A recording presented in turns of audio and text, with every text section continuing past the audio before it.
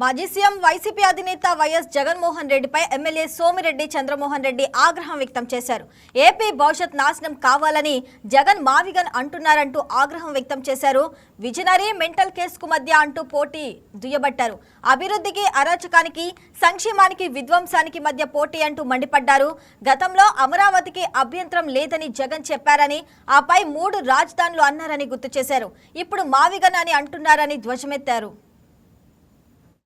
చంద్రబాబు నాయుడు లాంటి దూరదృష్టి, భవిష్యత్తు గురించి ఆలోచించే చంద్రబాబు నాయుడికి ఒక మెంటల్ కేసుకి, ప్యాలెస్లో కూర్చొని పబ్జీ ఆడుకునేవాడికి, రాష్ట్రంలో కష్టపడి పనిచేసే నాయకుడికి మధ్య పోటీ, అభివృద్ధికి అరాచకానికి మధ్య, సంక్షేమానికి విధ్వంసానికి మధ్య పోటీ. జగన్మోహన్ రెడ్డికి ఏమైందో నాకు అర్థం కావటంలే. ఆ తర్వాత 3 రాజధానులు, విశాఖపట్నం అక్కడ సెక్రటేరియట్ అన్నాడు, మళ్ళీ విశాఖపట్నంకి చేయి చూపించాడు, మళ్ళీ ఇప్పుడు మావిగన్ అంటున్నాడు. అసలు ఆయన ఏం చెప్తున్నాడో అర్థం కాని పరిస్థితి. ఈరోజు దేశంలో హైవే మీద రాజధాని ఉండే రాష్ట్రం లేదు.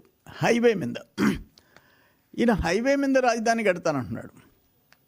అంటే ఇప్పుడు ఆల్మోస్ట్ 50,000 ఎకరాలు, వేల కోట్ల రాష్ట్ర కేంద్ర ప్రభుత్వాల పెట్టుబడులు, ప్రైవేట్ సంస్థల పెట్టుబడులు, 12 జాతీయ బ్యాంకుల, 15 జాతీయ బ్యాంకులు అమరావతిలో, including reserve bank of India 15. వీటన్నిటినీ నేను బుల్డోజర్ పెట్టి తోసేస్తాను, నాకు కన్నా ఛాన్స్ ఇస్తే అని చెప్పి అడుగుతున్నాడు. దేశంలో ఎన్నుకున్న ప్రజాప్రతినిధులందరూ ఆ లోక్సభలో, చట్టసభలో BJP, Congress, TDP, Janasena, TMC, AAP, BRS, Samajwadi party, BJD, RJD, JDU, Shivsena, more than 20 parties యునానిమస్గా దేశం మొత్తం అమరావతికి ఐక్యంగా మేము మద్దతు ఇస్తున్నామని చెప్పారు. ఈ మెంటల్ కేసు వాళ్ళు బాయ్కాట్ చేసి బయట వచ్చారు.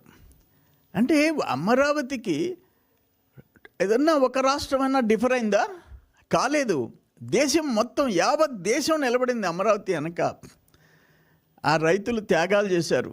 అదేమంటే మావిగన్, నీ పేరులో జా ప్లస్ గన్ ఉంది నీ పేరులో, అక్కడ మావి ప్లస్ గన్, రాజధానిలో కూడా గన్ కావాలని చెప్పి చెప్తున్నాను. అంటే నీకు జేబుల్లో గన్ కావాలా, చేతిలో గొడ్డలు కావాలా? ఏంటి కర్మ ఏంటి అంట. రాజకీయ పార్టీలు, అధికార పార్టీ, ప్రతిపక్ష పార్టీలు ఉంటాయి, విమర్శలు ప్రతి విమర్శలు ఉంటాయి, కానీ రాష్ట్రం నాశనం అయిపోవాలా? ఏంటి నీ ఆలోచన అంట? నువ్వు పిల్ల చేష్టాలు చేస్తుంటే అమరావతి, ఆ ప్రాంత ప్రజలని నాశనం చేయాలా? రాష్ట్ర ప్రజల ఆస్తి, లక్షల కోట్ల ఆస్తిని ధ్వంసం చేయాలని చెప్పేసి నువ్వంటే అడు కూర్చొని బెంచులు తట్టేదేంది? ఎక్కడ పోతుంది రాష్ట్రం? ఏమైపోద్ది అంటే పెట్టుబడులు రాకూడదు.